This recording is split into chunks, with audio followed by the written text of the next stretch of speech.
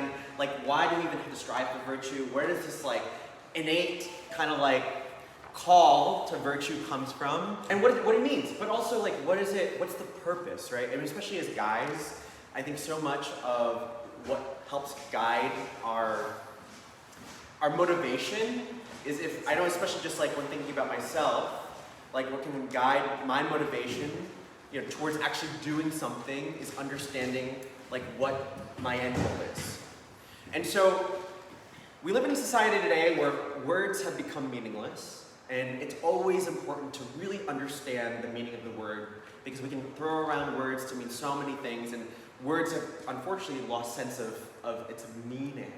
And so when looking at the word virtue, so according to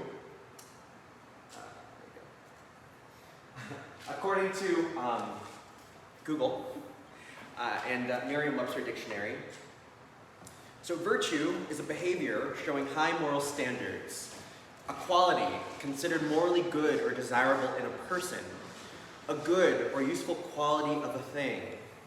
I guess it says here archaic, so when virtue had been used prior, virginity or chastity, especially of a woman, or in traditional Christian angelology, the seventh highest order of the ninefold celestial hierarchy. So, I mean, virtue in essence is, I mean, as we see here, it's behavior showing high moral standards. But if you actually look at like the root of the word, virtue, if we break it down, comes from the Greek. So vir, V-I-R, means man. So like when we think about like words like virality, right? Like, what are other V-I-R words? Any words that have that root vir is related to man. And depending on, again, context, that could be, as male man, or virtue man in the plurative sense, inclusive sense of man and woman under the title man. But what also is a root here of virtue, so virtus means strength. And so, again, just when we were talking about the different characteristics, qualities, faith, hope, charity, patience, it's not pertaining to physical strength, but it's a strength that's even deeper than that. And so it's really interesting because Aristotle, if you're familiar with the Greek philosopher Aristotle, who in many respects is, in a sense, like really the bedrock because of theologians like Thomas Aquinas.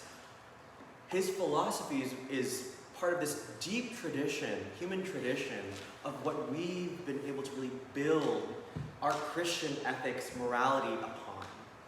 And so Aristotle obviously wasn't Christian because he was alive for Christ.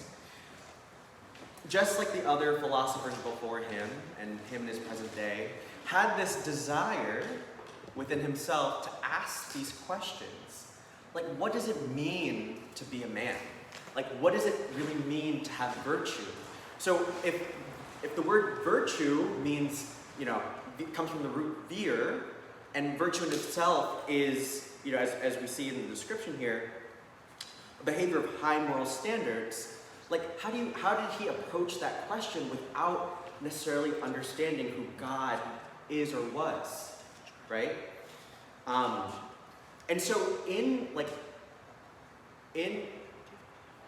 Aristotelian philosophy, there's this conversation around like particular hierarchies, right? That separate us from like, you would have the animals, you would have humankind. Obviously, the two aren't the same.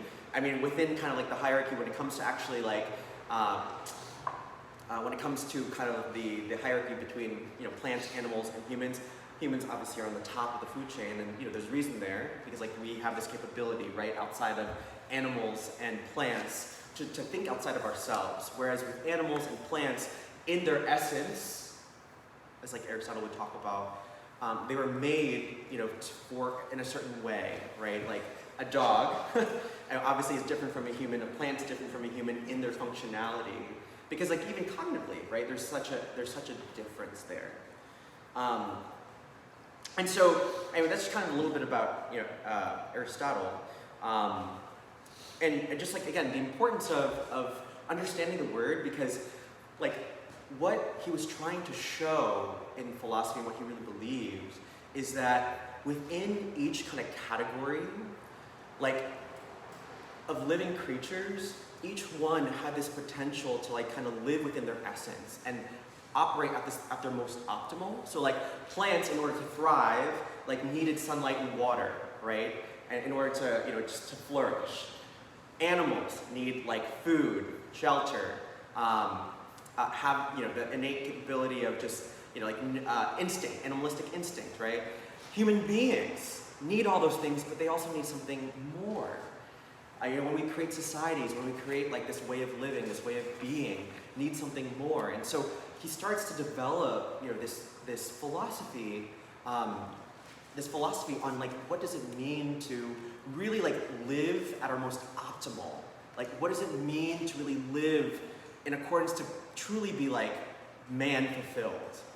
And he developed this virtue ethics in that essentially like in its kind of teaching that the whole reason why like or within human beings we have this particular desire to like want to excel, to like be operating our most optimal.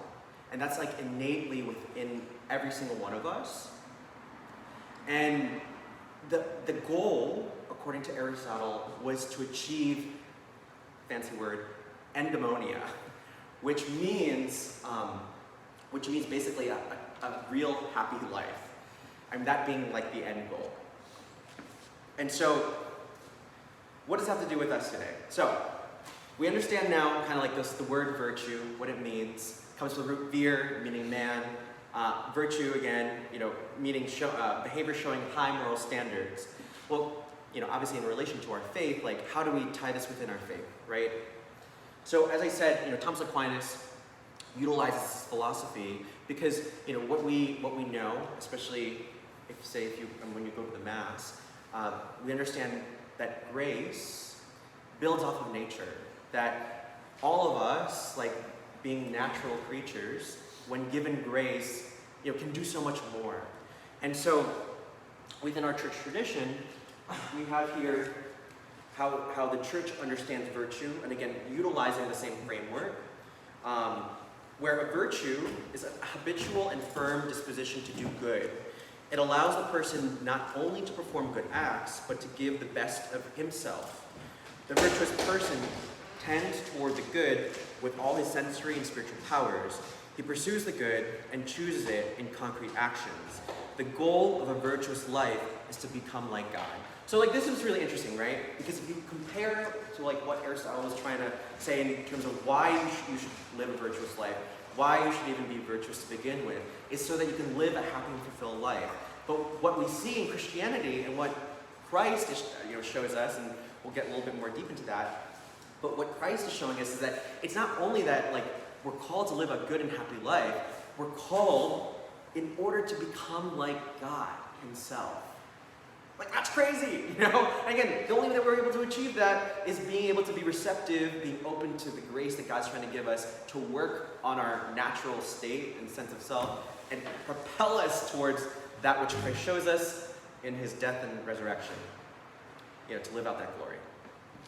So that's pretty much kind of like, where it starts, what our end goal is. So it's to be able to really, again, by operating in this Aristotelian kind of thinking here, to really live out our manhood, to live out our masculinity, to live out like optimally what it means to be human, what it means to be man, is by being able to grow in this virtue. And what we now understand because of Christ, what he shows us is not only just to be able to have a happy life, but to also be like God, and which basically means we're called to get to heaven. So what I think is also really important, again, I just a little bit for myself, I was just the type of student I am in college. I never really excelled at courses that I never thought would pertain towards, like, if I didn't see a goal with the courses I took, I just wasn't serious about it, and so I ended up flunking a whole bunch of courses because I just, like, there was no, I don't understand the purpose of this. And I mean, the same thing I would say even with my faith, is that, if there were pieces that I just didn't understand, like, how it fit within my own personal journey, or how I would find it useful, for my own self, what would be the point? That's just the way God made me, right? Or those are, I would say the way God made me, but those are just kind of my characteristic flaws. God works on that, though. Works on those flaws so that He can work His glory. And so, kind of in my own particular journey, I had uncovered this beautiful teaching that was done by St. John Paul II called the Theology of the Body. And basically, again, the importance of the meaning of the word. If you look at the study of the theology of the body, it's essentially the study of God, theology, theos, God, logy, study of God, through the human body. Like, so why did God make us the way that we are? Why did God make us man and woman? And this is like a teaching that has been around, since Christ Himself, even before that. Especially given our Judaic roots. But in the way that John Paul II had presented it, it really just opened up my own eyes and my own mind, because it made me kind of realize that I had so many unanswered questions about, like, who I am as a man, and so much of that, like, tied to my own woundedness, of like my own perceptions of what manhood looks like, what it means to be a man, and really, like, I guess, invited me into an opportunity in this study to, like, really, like, get back to the basics of, like, what it means to be a man. And so, art is extremely important in our faith. I mean, you look at, you look at any of the most beautiful churches, I wouldn't say, obviously there's some beautiful Protestant churches, but, if you've ever been into the Protestant church versus a Catholic church, like, what's the difference visually? Like, what do you notice, or what comes to mind when you think about the difference between, like, a Catholic church or a Protestant church? What strikes you first is just the grandeur, right? Yeah. The size, but also visually, like, what is appearing, like, in the stained glass. We have saints at times, biblical stories that are there. A huge difference when you walk into a Protestant church. I mean, essentially, it's like kind of walking into a hall. And what's so part of, like, the bedrock of our faith is that we have these expressions of faith. So, like, in the artwork, in the beauty, because, God in Himself is beauty. And so, we have this piece here by Michelangelo called The Creation of Adam. It's obviously probably a picture that you've seen, or obviously related to the creation story, which everyone of course knows.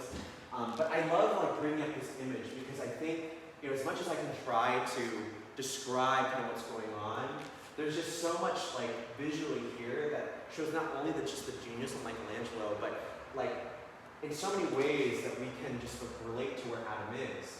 So we basically have this, and what's cool, if you've ever been into this Sistine Chapel, this image is just such a tiny, tiny image in relation to everything else that's going around it. But this, like, is essentially like the atom, like, literally Adam. Right? This is the central, like, epic of where, like, our story begins.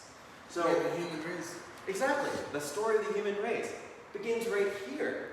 And so, we know the story of creation where, and I guess I want to present the story of creation in a way that maybe is a little bit different from what you're used to, because obviously we know what happens in terms of God creating Adam, God creating Eve, right? But if you look, like, and the way it's presented through Genesis, so, obviously for a Judaic tradition, and then let me, before we kind of go into that, of course, like, well, what's the point? It was, again, for me, again, personally, I always want to know, like, what's the point of trying to understand these things? Because, like, again, in order to be fully man, we have to understand where we come from. And so, where the story begins in itself, begins right here. And so, if you were to perhaps like look at the Genesis creation story as that of an artist. So like, for example, how many of you guys like movies? I'm sure everyone here likes a good movie, right? Okay, great. So did everyone here see the most recent Spider-Man film with the multi-universe? Everyone here? I want to. Oh, you haven't seen it? Okay, fine. We won't spoil it. I can't. But let me ask you this. In any action movie, obviously there's like, you have the beginning, you have this kind of like build-up story, you have this climax, generally like involves some sort of like tension between like the hero and the villain, right? Now, if that tension, that this build-up was, kind of arcing towards, was instead of towards the like end, was placed in the beginning, would that make for much of a story? If you had the conclusion of your favorite film in the very beginning, would that be much of a story? No, absolutely not. And so, like, this is very much an aid in our humanity as storytellers, right? You don't just say, like, even with jokes, for example, everyone likes a good comedian. You don't lead with a punchline first. There's always some sort of build-up in order to set the setting, in order to work towards, like, the punchline. And so God, God, in his just like artistic brilliance, does the same in the story of creation. Where he sets the scene for all of humanity. Creates like the ocean, creatures, the land, the sea. We know all these different pieces. And then like, what does he say about like when he actually is creating man himself? He says, "Let us create man in our own image." God didn't create, the animals in his image, and he created the land and the sea in his image. He created man in his own image. And then what was it that he ended up doing after creating Adam? He said, because obviously, like, Adam at this point, so this is interesting too. Like, I didn't, until I actually encountered the theology of the body teaching, like, I never really thought of this. But for a little while, like, Adam, like, was alone with God. Obviously we know that there was Adam and Eve, but there was a particular period of time where it was just Adam. And, Adam had dominion, was a caretaker to all the things that God had created, that he basically was responsible for, tilling the land, caring for the animals, right? But what happens in the creation story, God says it's not good for man to be alone. That clearly, like Adam, in experiencing all the things. So like imagine if you lived in a world where you literally had everything that your heart desired, minus people. Maybe, in some respect, given your lived experience, that probably would be a great, a great place to be right now. But, I think kind of put that aside, after a while, it would just be quite boring, right? Why? Like, why? Why would that be boring? Why did God say it's not good for man to be alone? And so, what did God do in response? He created Eve. So there's really, I came across this joke. What did God say after he created Adam? I don't know what. I can do better. Very good. But see, if that punchline came first, you need the build-up, But, it's interesting because this is, and I always say this, like, whenever I just, especially when I'm talking to women, and when women, especially, like, given the rhetoric sometimes of, like, oh, there's, the church hates women, or there's no place for women in the church. Well, it's like, this is, again, built into our theology, that no, women are held at such a high regard. Because, like, as we see in the story of creation, what is the pinnacle? Who is the final piece of creation? Out of all the things that God created, woman. To be an equal to Adam. To be his helpmate. And so, it's something to like, take to your own prayer, take to your own reflection. Because, ultimately as God said, it's not good for man to be alone. Why? Because if God said, let us create man in our image, who's God? Father, Son, Holy Spirit. A communion of persons. And so if we are created in the image of God, literally having the imprint of this communion of persons, what does that mean for us in our own desire? That naturally we have a desire to be in communion. And so, obviously for the majority of us, probably even here in this room, are called to married life. Why? Because that's innately built, within your heart. Having that imprint of the person's communions, like here, interiorly. How much time? What's the time we've got? Till 2:20, yeah. Oh, okay, cool. Okay. Awesome. I apologize because and so let me talk about here. So obviously, we talked about here. This is a really famous icon. I love icons. I got more into icons probably as I've gotten older than I was younger because I never really fully appreciated. So the gift of iconography is really cool because it's such a deep tradition, especially within the Eastern Church, where we could easily see something like this. It's like, oh, they painted this. But in the Eastern Church, the way that they say it is like they write the icon. So like what we would perhaps deem as like, oh, you painted it? No, like an artist who is an iconographer would say like, I wrote this. Because essentially like what the icon's supposed to be is a window pointing us towards the infinite. That like, we can't just stop at the image alone and just be like, because we can, in many respects, stop at this and be like, oh, this is really beautiful.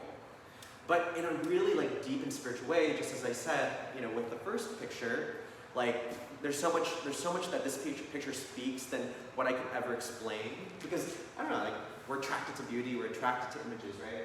Especially as men, we're more visually inclined. That we can't just stop at looking at this as, oh, that's really nice, like the Father, Son, Holy Spirit. But like, what is this pointing towards? And I just very simply, again, we were talking about this whole community of persons, so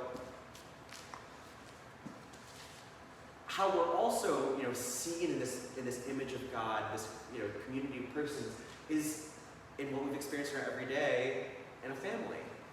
Just in the same way as the relationship between the Father, Son, and the Holy Spirit, where the love between the Father and the Son, is so strong that it outwardly expressed produces the Holy Spirit. That same expression of love is exhibited within the family. So this is my godson, Damien, my two great friends, Ola I went to college with, Alex, who I met a couple years after college. But this expression of this communion of persons, again, not only just written in our hearts towards like, this desire, but also too in terms of being lived out, being expressed, living out this Trinitarian mystery in the family, especially.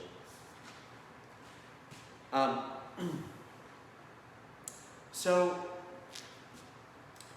in understand and I guess kind of going into the creation story, how does this like now tie towards our understanding of ethics, ethics of virtue ethics, of what it means to really be man and to have a solid bedrock of these characteristics, as we saw in the Catechism, faith, hope, and charity, of prudence, patience, of those human virtues. Well, we know that being human is not an easy task, right? And the reason for all that is because, unfortunately, after the fall, that's when literally all hell broke loose. You had this, you had basically a separation between body and soul, and which is what death, right? Because before the fall, Adam and Eve weren't meant to die. Like, we weren't meant to die. Which is, I guess, and again, another interesting thought. Like, because we were created in the image and likeness of God in order to be with God in not only this world, but also in the next. But because of the fall, there was this break. Again, caused by, just Adam and Eve's, like, desire towards, to be like God in having that wisdom that Satan was tempting them with. And I guess, what does that look like for us today? Because so, usually when we talk about temptation, in so many ways, we can relate that to sexual morality, especially when it comes to lust. But in so many respects, like it's even outside of that. Like in a very simplistic way, so to really live out a virtue of chastity, Thomas Aquinas says that chastity is willing the good of the other. And when you're not willing the good of the other, especially as men and women, there's this tendency to grasp, just as Adam and Eve grasped at trying to obtain the wisdom that God ultimately wanted to give to them, but they wanted to get it earlier, right? So I'll put it like this. How many of us, especially like as we were little kids, we're like, oh, I want this, I want this, I want this, I want this. And your parents like, no, not yet, no, not yet, no, you can't have it. But then, like, some way, shape, or form, you just like get the thing, right? Always, in many ways, there's always some sort of repercussion. And so in the same way, as Adam and Eve, the repercussion of them trying to grasp at it was, them, being led out of the Garden of Eden. But for us, by grasping at the thing, by like grasping at the relationship or trying to grasp at certain things, especially when we're not necessarily fully ready for it, can cause like more harm than good. And so, again, why are we talking about this, especially when it comes to virtue, is because what Christ shows us, and in terms of like the story, thankfully, doesn't end just at Adam and Eve getting kicked out of the garden, but in God and humanity's story of love, God, even in the ways that Adam and Eve and how so many of us like just want to do our own thing, God in his patience, God in his love, God in his mercy, walks with us, like even when we decide to choose the things that we know aren't innately good for us. That he's always going to be faithful. So in the same way, when Adam and Eve realized after receiving like the fruit of the tree, they recognized that they were naked. Like, did God just abandon them to like fend for themselves? No, he actually helped create the clothes to cover them, like showing his mercy. And I'm sure if you were to just even reflect in your own lives, like how many times have we made like certain decisions that didn't necessarily lead to our good, but things did get better. Things like life moved on. Like that's like the mercy and goodness of God, because obviously in so many ways it things can be much worse. But it's just God's faithfulness, and in God's story of love and goodness and mercy, what does he do to really show this expression of himself but send his son? And we know the story of Christ, and like why it is that he chose to die for us is because he wanted to continually remind us that that life in and of itself doesn't just stop at the cross. So like, before Christ, the cross, like as a symbol, was seen as a symbol and sign of torture. But obviously, as we understand and know the cross today, with Christ on the cross, we see it as a sign of redemption, of hope. And this is what's really interesting, because with the philosophers, again, in their innate like desire to want to like understand what else is out there and like beyond themselves, and really like trying to ask the questions of how we can just be better people.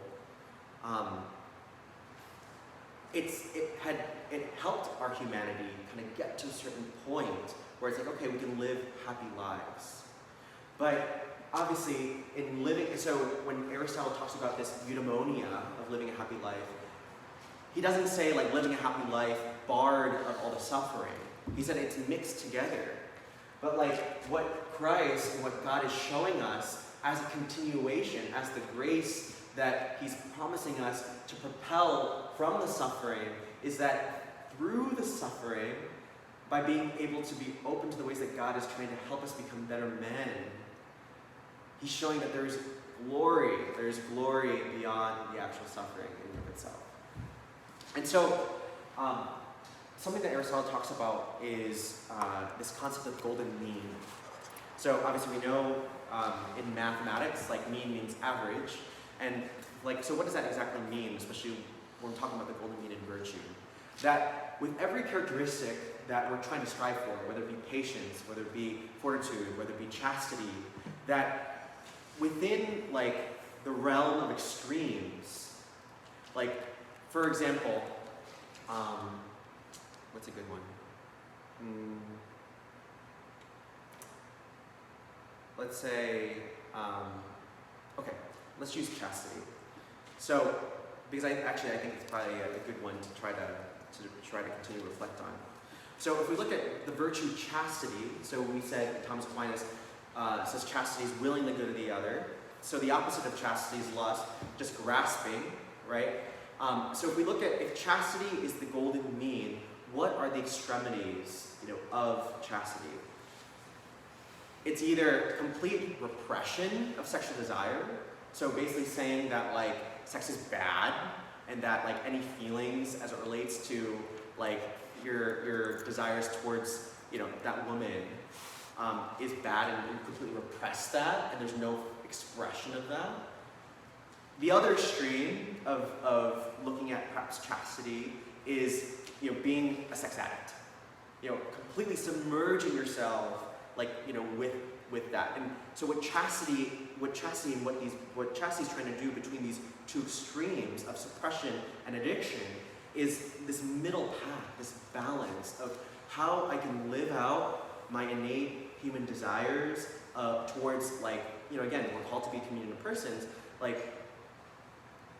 to live out my attractions and my desires in a way that is fully life-giving for not only myself, but the person for whom I'm desiring to give myself to. Then trying to say that, oh gosh, beautiful woman, I gotta turn away. I gotta turn away.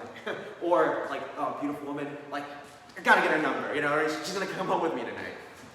Obviously we can't do those extremes, but what does it mean to be in the middle? And that's how you should see all these virtues that the church presents to us. Is understanding what the extremities are and what it means for us to really work towards the average of the two. And we see this tension in all aspects of our life, right? Let's just say, for example, I know, so for me, I'd like to say I have a pretty addictive personality. So typically what can be my own coping mechanism at times is food. So when I start experiencing anxiety, when I start experiencing this uneasiness, my comfort, my grasping is oh, I gotta get the snack, or I gotta stuff myself. Obviously that's not good. That's not living a balanced life. But in many ways my personality is like that in so many things that I dive myself into. So there was a period of time where I really got into working out, and then just completely fixated on oh, I gotta just keep working out, and completely devoid of trying to live a balance, oh, you gotta take the breaks, and ending up stressing my body out, and completely throwing my whole self out. So it's having this virtue is being able to also have the balance.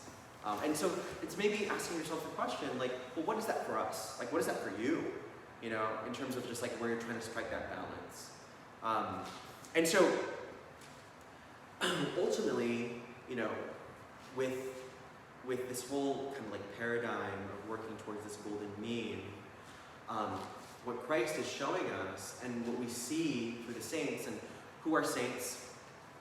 Saints are men and women like you and I who've lived a life.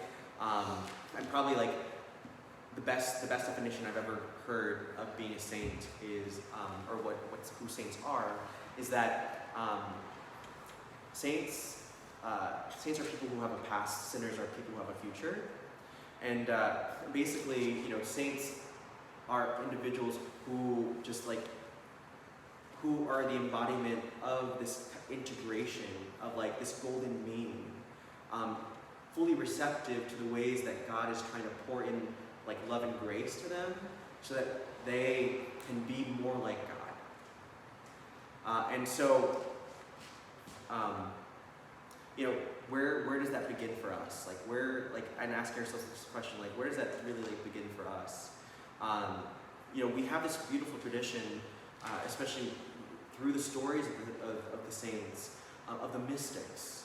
And like I said, like in the same way, where we have this particular paradigm of working towards a golden mean versus like trying to be completely, repressed of desire or, completely like engulfed in it.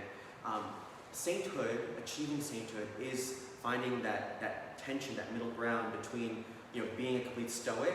So again, someone devoid of just complete like, barring emotion, and that of just completely being engulfed by one's desire. And that sainthood, that mysticism is achieved when you're able to like work towards that middle path. Which, why did God come as Christ, as human being, as man, right? When he could have come as some other thing. The reason being it's all built within our theology. I said in the beginning, it's like, what's the importance of the word? Well, we see in 1 John, the word became flesh and dwelt among us. And so that's why it's just so important to understand the meaning of these words, like the meaning of the word virtue.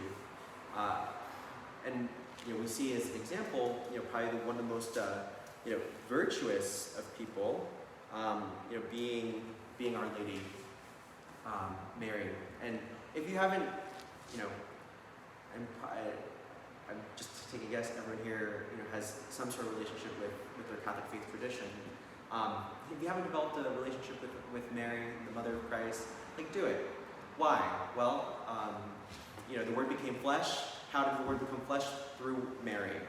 And what does Christ say, like to John the Beloved, when he's hung up on the cross? He says to John, like, man, hold your mother, and he says to Mary, woman, hold your son. And that in and of itself was the invitation for all of us to be the John, to be the beloved, to receive Mary and have Mary receive us. And so, if the Word, became flesh in her, like what more if we were to try to go to Our Lady, where Christ was truly made, to just get a better understanding. And ultimately, like being able to live this virtuous life allows us to be able to actually live in freedom. What do I mean by that? So freedom in not necessarily the sense of just like physical, freedom, or freedom to, to pursue like life, liberty, and the pursuit of happiness, but just freedom in the sense of just like, of free from, say like addictions. I've certainly I've gone through my like rack of addiction with lust, and have continuously been working towards like a freedom towards that, because like what society unfortunately is kind of offering us right now is that, it feels good, it's totally fine, you're not hurting anybody else, like it's like if it doesn't hurt anybody else then it's okay, but is it really okay? Is it really like allowing us to live that fulfilled, optimal life that Aristotle talks about in living out this eudaimonia?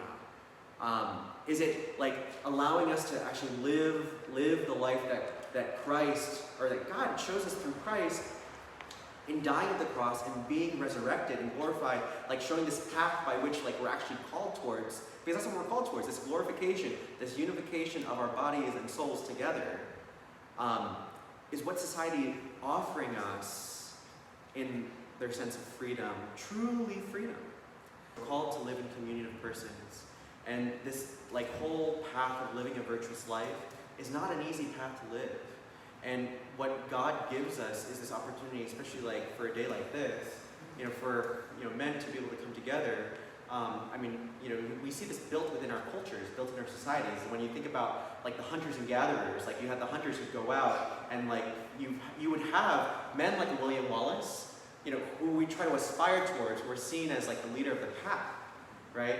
And like, thanks be to God that we have Christ, that we're given this model of how we're trying to like work our lives towards. And so, in asking the same question, like when given this question of like, are we truly free? Like in the sense of like, for what it is that we could perhaps be tempted with, am I being the example that I know? Am I being the example like for for me right now would be like my godchildren. It's something that I would ask myself, especially like, especially when I think about like my struggles with temptation. And it's just like I can either choose to do the thing or not to do the thing. And by not doing the thing, it helps you grow in that virtue, right? Like it helps you grow in that strength. And yeah, I mean, I asked myself the question, you know, if I'm able to say no to this, could this be a good example for somebody else? And I mean, that's something that's, again, important for us as men, like when we think about our progeny, because it's like, for people who perhaps would struggle with the same struggles that you're struggling with today, can you be that example that perhaps you didn't have, you know, for somebody else?